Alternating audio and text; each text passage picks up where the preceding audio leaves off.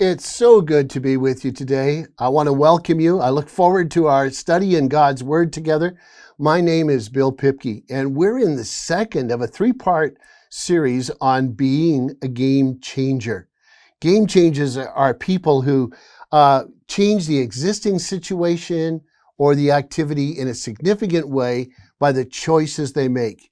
You can be a game changer. In our first episode of this series, we talked about how being a game changer means I will not conform to the world, but I will be conformed to what God is asking of me. Now we're going to look at how being a game changer takes me into a community that supports me and I'm better able to accomplish what God wants me to do. Let's go to Romans chapter 12, verse 1 and 2. It says, "Therefore, I urge you, brothers and sisters, in the view of God's mercy, to offer your bodies as a living sacrifice, holy and pleasing to God. This is your true and proper worship. And do not be conformed to the pattern of the world, but be transformed by the renewing of your mind.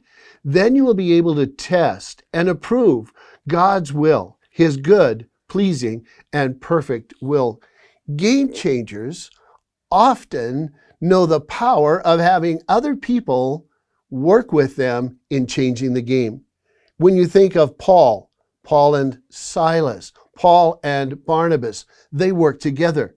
When you think of Jesus, you see him with his disciples, Jesus and Peter, James, and John.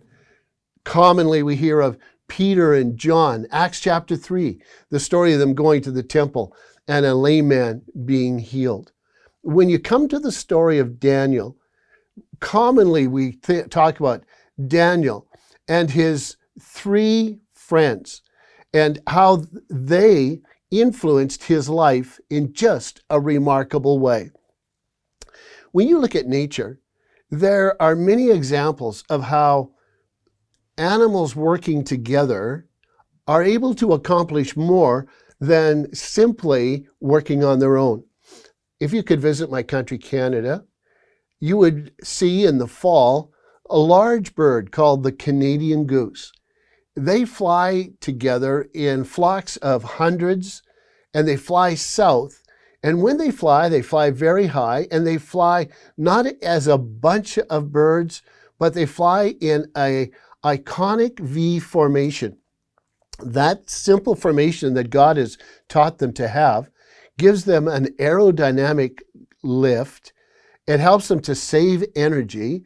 And the birds actually know to keep shifting the lead bird so that one bird doesn't go to the front and there battle the forces of the wind all the way to their destination. So the front bird tires and moves back and a new bird moves in. But together they keep flying and they're able to fly great distances. As they fly, they also make a sound. The Canadian goose can be heard from a mile away or more as it's flying because they're talking to one another in goose talk and encouraging one another. And as they do that, it seems to give them mental support and they're able to do so much more. So if you talk to a Canadian and you want to know what is the benefit of group, they'll often refer to the Canadian goose. Maybe here in Kenya, on some of the farms, you've seen a horse. One horse, a good, healthy horse, can pull up to 3 tons. But when you put 2 horses together and they are well trained and they know how to be agile and work the load, well, they can pull not just another 3 tons, but up to 12 tons. So the harmony of the work increases radically as the combined effort of the horses are together. That's what we see in the story of Daniel. One of the reasons Daniel was a game changer is because he had friends like Shadrach, Meshach, and Abednego. They worked together. When Daniel chose not to eat the food of the king's table, it was his 3 friends who would be with him not eating the food of the king's table. When Daniel was thrown in the lion's den in Daniel chapter 6, I think he probably remembered that he had 3 friends who had been thrown into a fiery furnace sometime earlier, and God had protected them and they had survived. And so the influence of his friends was likely there when Daniel honored God by praying and reading the scripture in spite of a law that said you can't do that. Daniel found strength through the influence of the friends who were with them. Now, if you want to be a game changer, pay attention to the people you have around you, people who can help you reach your potential.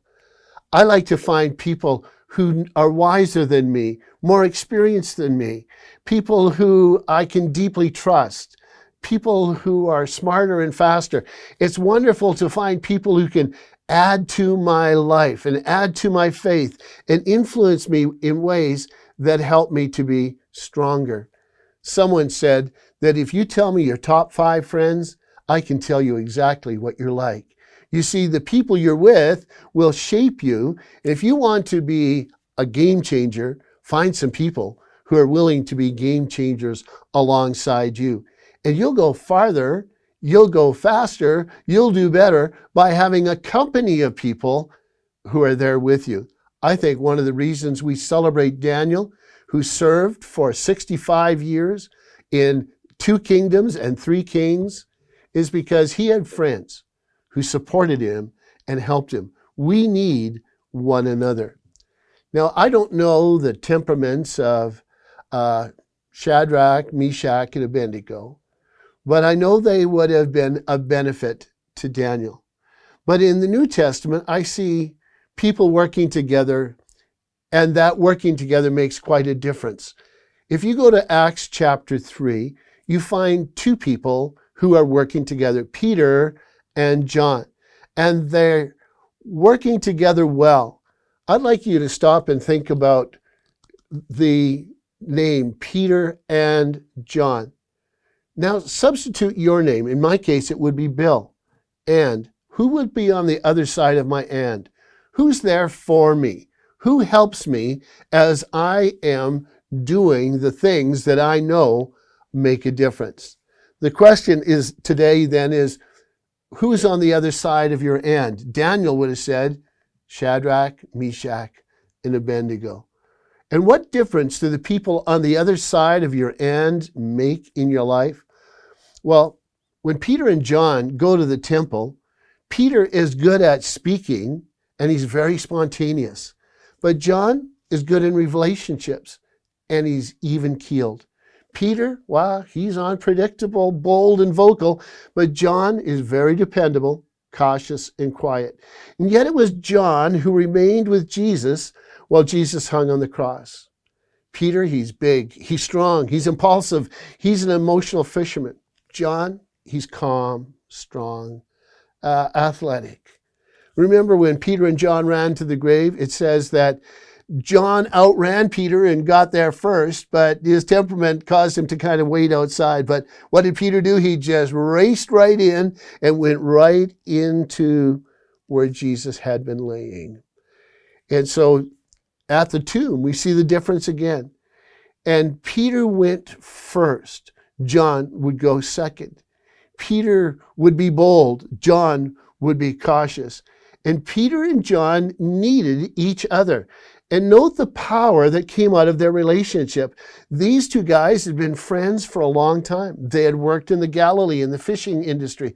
And together they learned how to fish for fish. And later they learned how to fish for men.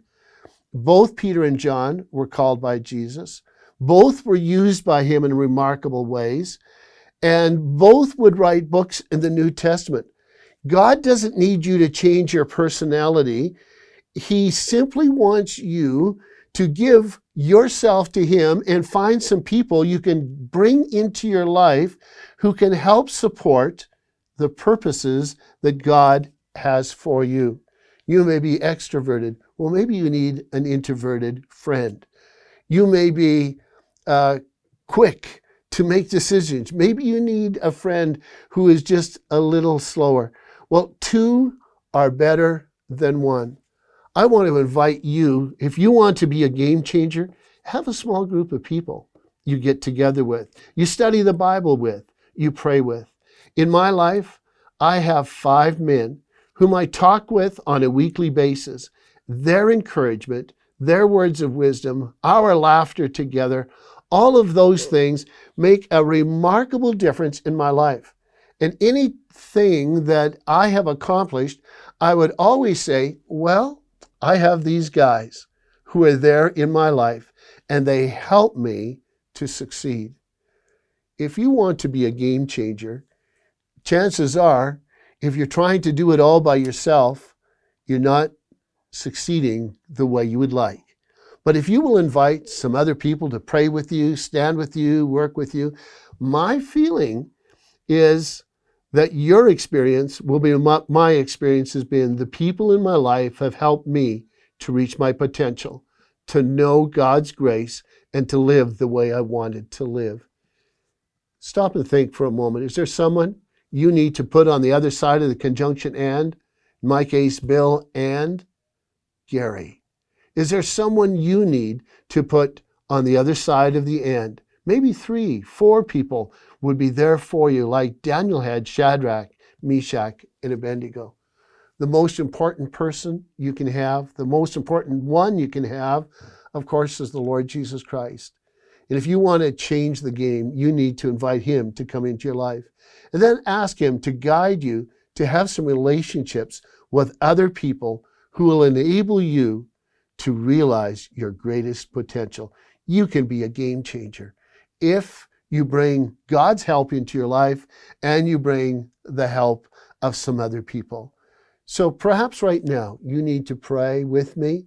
I invite you to do that. Why don't you simply invite Jesus to come into your life and to help you, to be the strength you need, to be the help you need, to understand what you need to understand, to have the patience you need perhaps, to help you in finding the resources you need. Would you let him be there for you? If you just turn to him right now, he can help you in whatever way. He's your best friend if you turn to him. So would you invite him to come in and say, Lord Jesus, be the friend who's closer than anyone else. Give me the strength I need to live, to be a game changer. And if you struggle to have friends, to have people around you that make a difference, why don't you pray and say, Lord, lead me to some people who can help, who will strengthen my journey, who will give me wisdom, who will protect me, motivate me, and bring me joy. I trust you'll do that. Look forward to our being together tomorrow. God bless you. Be a game changer. We'll see you next time.